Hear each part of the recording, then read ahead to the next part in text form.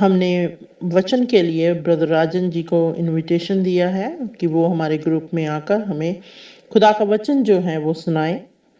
तो मैं आप सबसे रिक्वेस्ट करती हूँ कि उनको वेलकम करें। वो दिल्ली से हैं और आज वो हमारे साथ वचन शेयर करेंगे। प्रभु यीशु के महान और सामर्थ्य नाम में आप सभी को जय मसीह की।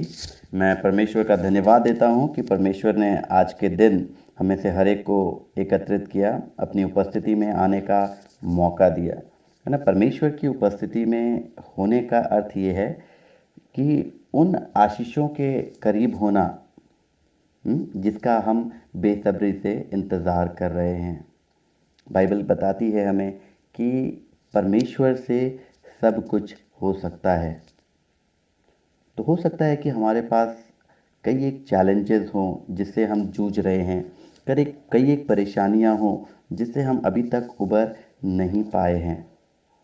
हो सकता है कि ऐसी कुछ परिस्थितियां हों जो शायद हम लोगों के साथ शेयर भी नहीं कर सकते। लेकिन मेरे प्रियो, हमारा खुदा वो सदैव हमारे साथ है। बाइबल बताती है वो संकट के समय में अति सहज से मिल जाने वाला सहायक है।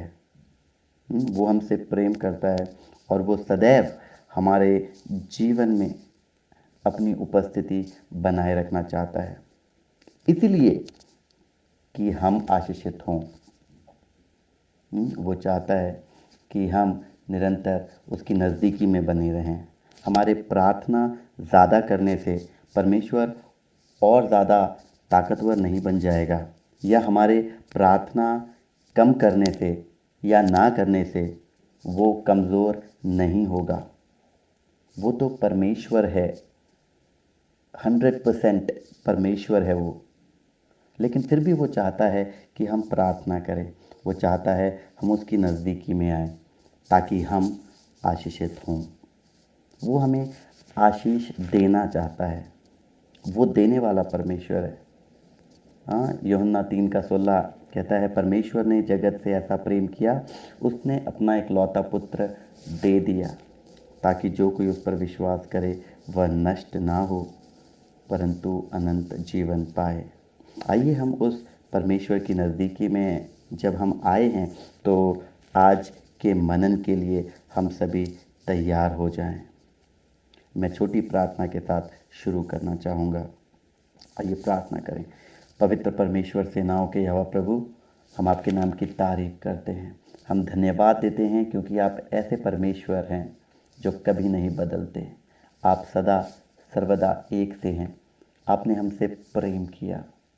बाइबल हमें बताती है कि जब हम पापी ही थे, आप हमारे लिए मारे गए प्रभु यीशु। हम धन्यवाद देते हैं उस प्रेम के लिए, क्योंकि इससे बड़ा कोई प्रेम नहीं कि कोई अपने मित्र के लिए अपने प्राण दे। हाँ प्रभु, आपने हमारे लिए अपना प्राण दिया।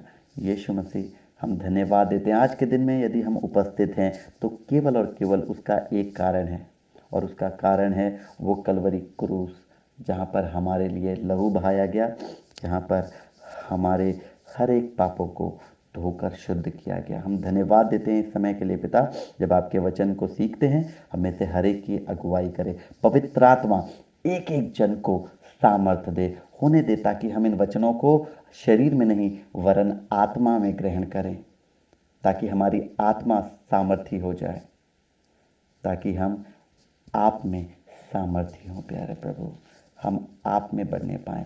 हमारी पहचान आप में हो, हमारी सामर्थ्य आप में हो। हम धन्यवाद देते हैं इस समय ग्रुप में उपस्थित एक एक जन को आपके दयारूपी हाथों में सौंपते हुए प्रार्थना यीशु मसीह के नाम से मांगते हैं। आमीन, आमीन। आइए हम सभी मिल के निकालेंगे आज के मनन के लिए मत्ती रचित सुसमाचार, उसका 7वां अध्याय और उसका 24 आयत से लेकर 29 आयत तक। मत्ती रचित सुसमाचार, मैथ्यू चैप्टर 7 वर्स 24 टू 29। परमेश्वर का वचन कहता है, इसीलिए जो कोई मेरी ये बातें सुनकर उन्हें मानता है वह उस बुद्धिमान मनुष्य के समान ठहरेगा जिसने अपना घर चट्टान पर बनाया, और मेघ बरसा और बाढ़ें आईं और आंधियां चलीं और उस घर से टकराई, फिर भी वह नहीं गिरा, क्योंकि उसकी नींव चट्टान पर डाली गई थी। परंतु जो कोई मेरी ये बातें सुनता है और उन पर नहीं चलता, वह उस निर्बुद्धि मनुष्य के समान ठहरेगा जिसने अपना घर बालू पर बनाया, और मेघ बरसा और बाढ़ें आईं और आंधियां चलीं और उस घर से टकराई, और वह गिरकर सत्यानाश हो गया। जब यीशु ये बातें कह चुका तो ऐसा हुआ कि भीड़ उसके उपदेश से चकित हुई, क्योंकि वह उनके शास्त्रियों के समान नहीं परंतु अधिकारी के समान उन्हें उपदेश देता था।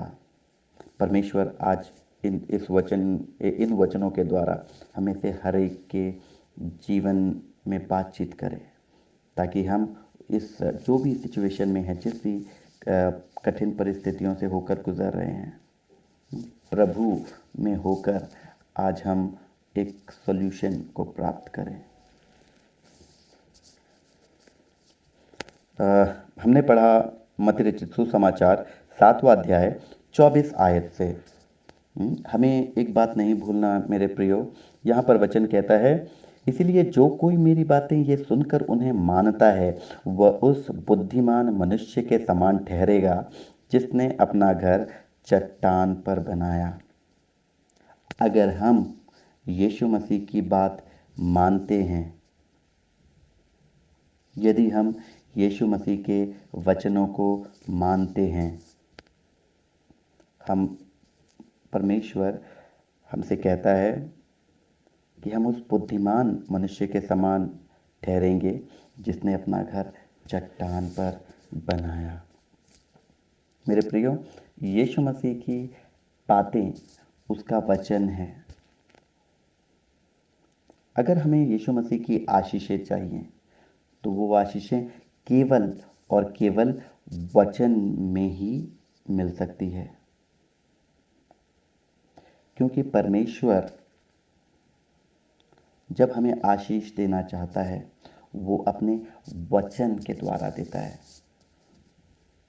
वो हमें आशीष को अपने वचन के द्वारा हमारे जीवन में देता है। जैसे कि परमेश्वर ने अब्राहम से, जब हम उत्पत्ति की पुस्तक उसका 12वां अध्याय निकालते हैं, तो यहाँ पर विश्वास के पिता अब्राहम के बारे में परमेश्वर का वचन इस प्रकार से कहता है कि 12वां अध्याय उसका पहला आयत से, यहोवा ने अब्राहम से कहा, अपने देश और अपने कुटुंबियों और अपने पिता के घर को छोड़कर उस देश को चला जा जो मैं तुझे दिखाऊंगा। दूसरा आयत, और मैं तुझसे एक बड़ी जाति बनाऊंगा और तुझे आशीष दूंगा और तेरा नाम महान करूंगा और तू आशीष का मूल होगा। तीसरा आयत, जो तुझे आशीर्वाद दें उन्हें मैं आशीष दूंगा और जो तुझे कोसे उसे मैं शाप दूंगा, और भूमंडल के सारे कुल तेरे द्वारा आशीष पाएंगे। मेरे प्रियो, परमेश्वर ने जब अब्राहम को आशीष दी, वो आशीष भी वचन के ही रूप में था। और हम जानते हैं कि अब्राहम ने परमेश्वर की उस बात को माना और उस बात को मानकर वो उस देश को निकल पड़ा जिसके लिए परमेश्वर ने उसे कहा था। वो कनान देश जाने को निकल पड़ा। बाइबल बताती है उस समय 75 वर्ष का था, 75 ईयर्स ओल्ड। लेकिन वो कभी भी उसने ये नहीं सोचा कि इस अवस्था में अब मुझे एक नए देश में जाना पड़ेगा। आप सोच के देखिए, हाँ, ये एक शहर से दूसरे शहर या एक कॉलोनी से दूसरे कॉलोनी जाने की बात नहीं है। ये बात है एक देश को छोड़कर दूसरे देश को जाना। अगर मुझे इंडिया छोड़कर अगर किसी और देश में जाना पड़े, मेरे लिए आसान नहीं होगा। अगर मुझे इंडिया छोड़कर पाकिस्तान जाना पड़े, वहाँ पर रह पाना मेरे लिए आसान नहीं होगा। अगर मुझे इंडिया छोड़कर यूरोपियन कंट्रीज़ में किसी एक देश में जाना पड़े, मेरे लिए आसान नहीं होगा। लेकिन मेरे प्रियो, जब हम परमेश्वर के वचन का पालन करते हैं तो प्रभु की आशीष हमारे जीवन में आती है। जिसने प्रभु का वचन मान लिया, जिसने प्रभु के वचन को ग्रहण कर लिया, वो बाइबल बताती है कि वो बुद्धिमान मनुष्य के समान ठहरेगा जिसने अपना घर चट्टान पर बनाया। परमेश्वर चाहता है हम उन आशीषों को लें और निरंतर उन आशीषों में बढ़ते जाएं, लेकिन हमें ये याद रखना है उसकी आशीषें हमेशा वचनों में ही होती है। जो उसने कहा है वो ज़रूर पूरा करेगा। परमेश्वर ने कहा है वो ज़रूर पूरा करेगा। अगर परमेश्वर ने कोई बात नहीं कही तो वो कभी भी पूरी नहीं होगी, आप मान के चलिए। क्योंकि जब हम गिनती की पुस्तक उसका 23वां अध्याय, गिनती की पुस्तक उसका 23वां अध्याय और उसका 19वां आयत, book of numbers chapter 23 verse 19, है ना, वहाँ पर ये लिखा है, ईश्वर मनुष्य नहीं कि झूठ बोले और न वह आदमी है कि अपनी इच्छा बदले। क्या जो कुछ उसने कहा उसे न करे? क्या वह वचन देकर उसे पूरा न करे? हाँ मेरे प्रियो, परमेश्वर मनुष्य नहीं है कि वो झूठ बोले और न वो आदमी है कि अपनी इच्छा बदल ले। हम ऐसा करते हैं, हम मनुष्य हैं, हम झूठ बोलते हैं, हम अपनी इच्छा बदलते हैं, लेकिन परमेश्वर ऐसा नहीं करता। उसने जो कहा वो ज़रूर पूरा करेगा। यानी कि इसका मतलब अगर मैं समझूं तो यदि उसने ये परमेश्वर का वचन, जब हम बाइबल को परमेश्वर का वचन कहते हैं, इसका मतलब क्या है? इसका मतलब ये है इस बाइबल में वो सारी बातें हैं जो परमेश्वर ने कही हैं, और अगर परमेश्वर ने कही हैं तो वो ज़रूर पूरी होंगी। परमेश्वर ने उन वचनों को हमारे लिए दे दिया है ऑलरेडी। याद रखिए, हमारा जो परमेश्वर है वो आदि काल से अनंत काल का परमेश्वर है। वो हो सकता है कि एक समय रहा होगा जब हम उस परमेश्वर को नहीं जानते होंगे, लेकिन परमेश्वर हमें तब से जानता है जब हम अपनी माता के गर्भ में थे। परमेश्वर का वचन कहता है, before the foundation of this world I have chosen you, before the foundation of this earth I have chosen you. हाँ मेरे प्रियो, परमेश्वर ने हमें चुना हुआ है। उसका एक एक वचन हमारे जीवन में आशीष को लेकर आता है। अगर उसने कह दिया है तो वो होकर रहेगा। अगर परमेश्वर ने कह दिया है कि मैं जगत के अंत तक तुम्हारे साथ हूँ, तो वो ज़रूर जगत के अंत तक हमारे साथ है। हमारे साथ प्रॉब्लम पता है क्या है? हम विश्वास नहीं कर सकते। हम कहते तो हैं हम विश्वास करते हैं, लेकिन हम कई बार उससे कोसों दूर हो जाते हैं। और किसी चीज़ से हम जब दूर हो जाते हैं तो हमें वो चीज़ छोटी लगने लग जाती है। आप सूरज को देखिए, सूरज जो है वो बहुत ही बड़ा है वैसे आकार में, लेकिन जब हम पृथ्वी से देखते हैं, क्योंकि वो बहुत दूर है इसलिए हमें छोटा नज़र आता है, लेकिन यदि हम उसके पास जाएंगे तब हमें पता चलेगा वो कितना बड़ा है। उसी तरह से जब हम परमेश्वर से दूर होते हैं तो परमेश्वर हमें छोटा लगता है। हमें लगता है कि नहीं, परमेश्वर मेरे जीवन में कैसे आशीषों को दे सकता है, वो नहीं देगा। हम ऐसा सोचते हैं, लेकिन मेरे प्रियो, जब हम उसके करीब आते हैं तब हमें पता चलता है कि ये परमेश्वर वो परमेश्वर नहीं जो मैं सोचता था, लेकिन ये परमेश्वर वो परमेश्वर है जो मेरी सोच से बढ़कर है। यदि उसने कह दिया है वो ज़रूर पूरा होगा। यानी कि बाइबल में जो वचन हैं वो पूरे होकर रहेंगे। उन आशीषों को जो जो वचन उसमें लिखा है, यहोवा मेरा चरवाहा है, मुझे कुछ घटी ना होगी, कम ऑन, हमें क्लेम करने की ज़रूरत है। वचन संहिता 112 अध्याय जब हम पढ़ते हैं, कहता है यह की स्तुति करो, क्या ही धन्य है वह पुरुष जो यहोवा का भय मानता है और उसकी आज्ञाओं से अति प्रसन्न रहता है। दूसरा है, उसका वंश पृथ्वी पर पराक्रमी होगा, सीधे लोगों की संतान आशीष पाएंगी। ये परमेश्वर का वचन है, ये हमें क्लेम करना है, ये हमारे लिए है। उसका वंश पृथ्वी पर पराक्रमी होगा, हमारा वंश पृथ्वी पर रहते हुए पराक्रमी होगा। हमारी संतान आशीष पाएंगी। तीसरा आयत बहुत अच्छा है, कहता है उसके घर में धन संपत्ति रहती है और उसका धर्म सदा बना रहेगा। आमेन। और उसके बाद आगे कहता है उसके उसके घर में धन संपत्ति रहती है और उसका धर्म सदा बना रहेगा। सीधे लोगों के लिए अंधकार के बीच में ज्योति उदय होती है। अंधकार के बीच में ज्योति उदय होती है। अंधकार के बीच में हमारा परमेश्वर हमारे लिए अंधकार के बीच में ज्योति उदय करता है। वह अनुग्रहकारी, दयावंत और धर्मी होता है। ये ब्लेसिंग्स है मेरे प्रियो, ये परमेश्वर के वचन हैं जिसको हमें क्लेम करना है डेली डेली।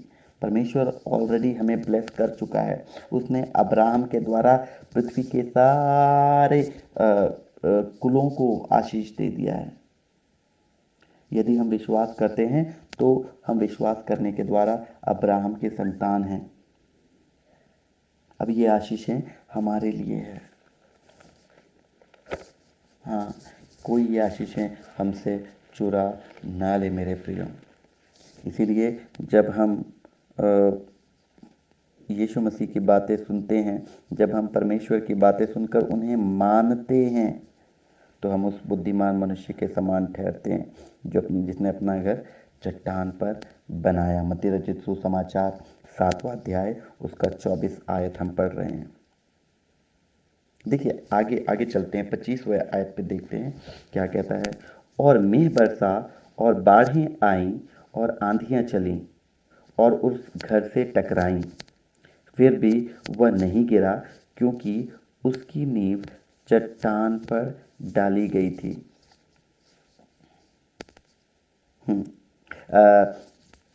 24 और 25 एक बार फिर से मैं आपके लिए पढ़ूंगा, है ना। सॉरी यार, प्लीज़ बेयर विद मी, क्योंकि जैसे जैसे प्रकाशन आता है तो मैं कंटिन्यू बोलता जाता हूँ। 24वां कहता है, इसलिए जो कोई मेरी बातें सुनकर उन्हें मानता है वो उस बुद्धिमान मनुष्य के समान ठहरेगा जिसने अपना घर चट्टान पर बनाया। यहाँ पर दो व्यक्ति हैं, एक व्यक्ति अपना घर चट्टान पर बना रहा है और दूसरा जो व्यक्ति है वो अपना घर बालू पर बना रहा है। मुझे ऐसा लगता है जब इन्होंने दोनों ने जब घर बनाना शुरू किया होगा तो जब बाहर के लोगों ने इनको देखा होगा, तो एक जिसने बालू पे घर बनाया उसको लोग देखकर सोच रहे होंगे वाह ये तो अच्छा काम कर रहा है और इसका घर जल्दी बन रहा है। लेकिन दूसरा जो चट्टान पर घर बना रहा होगा, सोचिए चट्टान पर घर बनाने के लिए आपको पहले तो एक्स्ट्रा लेबर की ज़रूरत पड़ेगी। हाँ, वहाँ से ट्रक नीचे से ऊपर जाएगा, और वहाँ पर भी कितनी मुश्किलें आएंगी। लेबर को ट्रक ऊपर तक अगर नहीं पहुँचेगा तो नीचे से लेकर ऊपर तक लेबर लेके जाएगा उन सारी चीज़ों को। ज़्यादा कॉस्ट पड़ेगा, ज़्यादा महंगा पड़ेगा।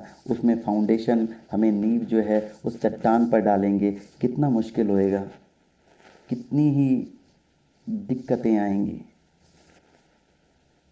और फिर भी बाइबल इस व्यक्ति को क्या कह रही है, बुद्धिमान व्यक्ति। लेकिन लोग क्या बोलेंगे पता है, अगर मैं कॉमन वे में बात करूं साधारण व्यक्ति की तरह, तो एक व्यक्ति ऐसा ही बोलेगा, अरे ये आदमी बेवकूफ़ है जो चट्टान में घर बना रहा है, इतना ज़्यादा पैसा लगा रहा है, इतना ज़्यादा खर्चा लगा रहा है, हाँ, ये देखो इसने बालू में बनाया। हाँ, यहाँ पर तो तुरंत ट्रक भी आ गया, वो ऑफलोड भी हो गया, उसमें से लोगों ने सारी की सारी चीज़ें उतार भी ली, कम लेबर लगा और जल्दी घर बन गया।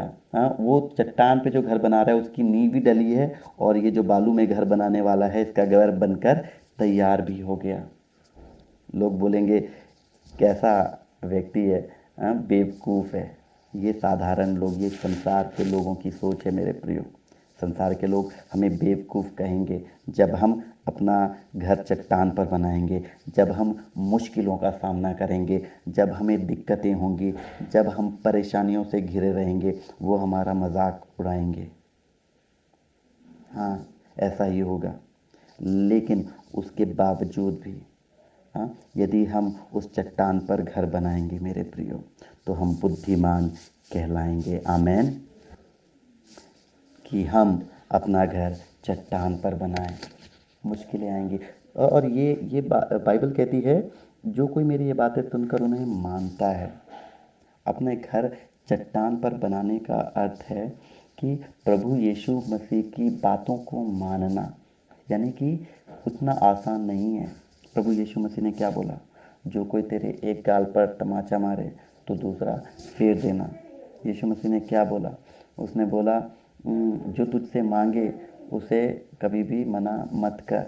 यीशु मसीह ने क्या बोला? जो तुम्हें सताने वालों के लिए प्रार्थना करो, और जो जो तुम पर ताड़ना देते हैं, हाँ, उनको क्षमा करो। आई मीन, सी कितना कितना मुश्किल, वैसे देखा जाए तो संसार के लोगों के लिए मुश्किल है, और हमारे लिए भी मुश्किल हो जाएगा यदि हम परमेश्वर से दूर होंगे तो। क्योंकि कोई भी चीज़ दूर से छोटी नज़र आती है, हमारा परमेश्वर हमें छोटा नज़र आएगा, और हमें लगेगा ये तो ये जो बोला गया है ये वचन तो बहुत ही मुश्किल है, नहीं कर सकते, चलो ऐसे ही रह लेते हैं। जैसे संसार के लोग करते हैं वैसा ही हम करते हैं। हम, है ना, लोग जब देखेंगे उस व्यक्ति को जो बालू पे घर बना रहा है, उसकी नींव भी लग गई, उसका फाउंडेशन भी स्ट्रांग हो गया, उसकी दीवारें भी खड़ी हो गई, उसके छत भी पिट रहा है, और ऊपर जो है जो चट्टान पे घर बना रहा है वो तो बेचारा अभी तक फाउंडेशन ही खोद रहा है, नींव ही खोद रहा है। कितना मुश्किल है, कितनी ही दिक्कतों का सामना करना पड़ रहा है उसे। लेकिन परमेश्वर का वचन कहता है, हो सकता है ये व्यक्ति संसारिक लोगों की नज़रों में बेवकूफ़ है, मूर्ख है, लेकिन परमेश्वर की नज़र में यही व्यक्ति बुद्धिमान है। प्रभु यीशु मसीह के जीवन को जब हम अडॉप्ट कर लेते हैं, उसके यीशु मसीह के पीछे हम चलना शुरू कर देते हैं, हम वैसे चलने लगते हैं जैसा यीशु मसीह चाहता है। वो चाहता है, बाइबल कहती है, जो तुम्हें बड़ा बनना चाहे वो सबका दास बने। हाँ, हमें ऐसा ही जीवन चाहिए। बहुत मुश्किल है, लेकिन मैंने देखा है जब एक व्यक्ति पास्टर बन जाता है, लीडर बन जाता है, और बड़े ओहदे पर चला जाता है, नम्रता ही बहुत मुश्किल होती है। प्रभु यीशु मसीह की बातों को ग्रहण करना इतना आसान नहीं है मेरे प्रियो। उसकी बातों को मानना इतना आसान नहीं है, लेकिन यदि हम मानेंगे तो हम बुद्धिमान मनुष्य के समान ठहरेंगे। हर एक कठिनाइयों, हर एक सिचुएशन, हर एक परिस्थिति में होकर भी हम, जब एक बार वो घर बन गया मेरे प्रियो, अब टाइम बहुत लगेगा, बहुत टाइम लगेगा, बहुत कॉस्ट लगेगा, बहुत दिक्कतें होंगी, लेकिन एक बार जब वो घर बन गया, हाँ, उसके बाद वो घर कभी भी नहीं टूटेगा। बाइबल कहता है, और मेंह बरसा और बाढ़ें आईं और आंधियाँ चलीं और उस घर से टकराईं, फिर भी वह नहीं गिरा, क्योंकि उसकी नींव चट्टान पर डाली गई थी। हमारा चट्टान कौन है? हमारा चट्टान प्रभु यीशु मसीह है मेरे प्रियो। क्या हम यीशु रूपी चट्टान पर अपना घर बनाते हैं? दिक्कतें आएंगी, तकलीफ़ें आएंगी, ज़रूर आएंगी मेरे प्रियो, ज़रूर आएंगी, क्योंकि यीशु मसीह ने बोला, यूहन्ना रचित सुसमाचार उसका 16वां अध्याय, यूहन्ना रचित सुसमाचार उसका 16वां अध्याय और उसका 33 आयत, gospel of John chapter 16 verse 33 कहता है, मैंने ये बातें तुमसे इसलिए कही हैं कि तुम्हें मुझ में शांति मिले।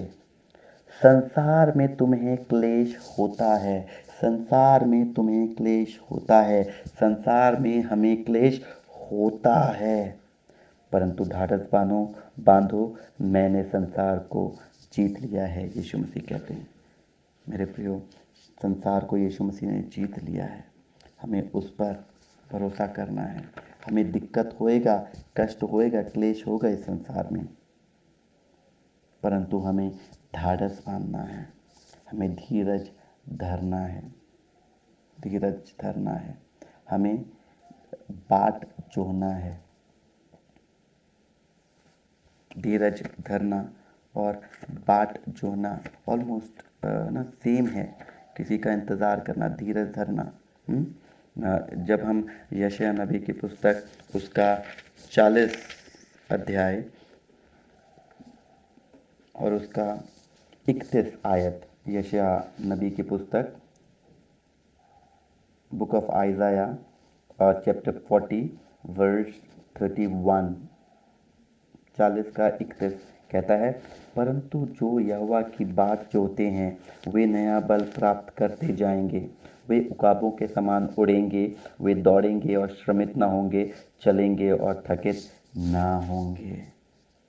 हाँ मेरे प्रियो, हमें परमेश्वर में धीरज धरना है, हमें परमेश्वर की बाट जोहनी है, क्योंकि जब हम ऐसा करेंगे हम नया बल प्राप्त करते जाएंगे। परमेश्वर पर धीरज धरने का अर्थ ये नहीं है कि कुछ नहीं करना, चुपचाप बैठना। इसका मतलब ये है कि जब हम परमेश्वर के ऊपर पूरी रीति से निर्भर हो जाते हैं, उसकी बात जोते हैं, तो हम में नया बल आता रहता है, हम प्राप्त करते हैं उस नए बल को। कहता है, और वे उकाबों के समान उड़ेंगे। है ना, उकाबों के समान उड़ेंगे, है ना। उकाब पक्षी में और बाकी के पक्षियों में क्या अंतर होता है? जब बारिश आती है तो बाकी के जो पक्षी होते हैं वो इधर उधर जाते हैं, अपने घोंसलों में लौटते हैं, या किसी शेड के नीचे, है ना, किसी छाई के किसी छत के नीचे जाकर बैठते हैं जब बारिश आती है तो। लेकिन उकाब पक्षी ऐसा नहीं करता मेरे प्रियो, उस पर कभी भी बारिश का कोई भी इफ़ेक्ट नहीं पड़ता है, क्योंकि वो बादलों से ऊपर उड़ता है। हाँ, जब कष्ट आएगा, मुसीबत आएगी, दिक्कतें आएंगी, हाँ, वो हमें छू भी नहीं पाएंगी, क्योंकि हम नया बल प्राप्त करते जाएंगे, हम उकाबों के समान उड़ेंगे, हम बादलों के ऊपर उड़ेंगे मेरे प्रियो। जब लोग ये बाकी सारे पक्षी, ये लोग अपने अपने घोंसले में जा रहे हैं और भाग रहे हैं और परेशान हो रहे हैं उस बारिश के पानी से, बूंदों से, हमें वो बूंदें हमारे ऊपर कुछ भी प्रभाव नहीं डालेगी, क्योंकि हम उनके ऊपर जी रहे हैं। एक जयवंत जीवन जीना ये होता है, मसीह में जयवंत जीवन जीना है हमें मेरे प्रियो। यीशु मसीह ने बोला, ढाढ़स बांधो, मैंने संसार पर जय प्राप्त कर लिया है। हाँ, जय प्राप्त यीशु मसीह ने कर लिया। अब हमें एक जयवंत जीवन जीना है मसीह यीशु में। निरंतर आप सभी प्रार्थना में लगे रहें मेरे प्रियो, निरंतर प्रभु में अपना जो घर है वो उस प्रभु यीशु मसीह हमारे चट्टान के ऊपर बनाए। हमारा चट्टान प्रभु यीशु मसीह, वो एक बार हमारा घर उसमें बन गया। चाहे आंधी आए, चाहे तूफान आए, चाहे पहाड़ आए, हमारा कुछ भी नहीं बिगाड़ सकेंगे, क्योंकि हम प्रभु की शरण में हैं। आई एम सो सॉरी, मुझे लगता है मैंने समय ज़्यादा ले लिया है, तो please forgive me, Sister Rebecca, and I am very thankful to you as well as all the members of this group, जितने लोगों ने आज पार्टिसिपेट किया है इस वचन की टीचिंग की सेवकाई में, मैं वाकई तहे दिल से आप सभी का धन्यवाद करता हूँ कि आप लोगों ने समय निकाला, हाँ, परमेश्वर के वचन के लिए। इससे पर क्या पता चलता है, आप परमेश्वर के वचन के भूखे हैं। और बाइबल कहती है जो भूखे हैं वे तृप्त किए जाएंगे। आमेन। निरंतर प्रभु में बढ़ते जाएं, निरंतर उसकी खोज करें और निरंतर उसके धर्म और राज्य की खोज करते जाएं। हमें सारी वस्तुएं मिल जाएंगी, प्रभु देगा। प्रभु के नाम में आप सभी को जय मसीह की। परमेश्वर आप सभी को आशीष दे। आमेन, आमेन, आमेन। एक छोटी प्रार्थना करते हैं। प्रभु आपका धन्यवाद करते हैं आज के दिन के लिए, वचन की सेवकाई में आपने अगुवाई की। पवित्र आत्मा की सामर्थ कुंडेला, आपका धन्यवाद। प्रार्थना प्रभु यीशु मसीह के नाम से मांगते हैं। Amen, amen. God bless you all.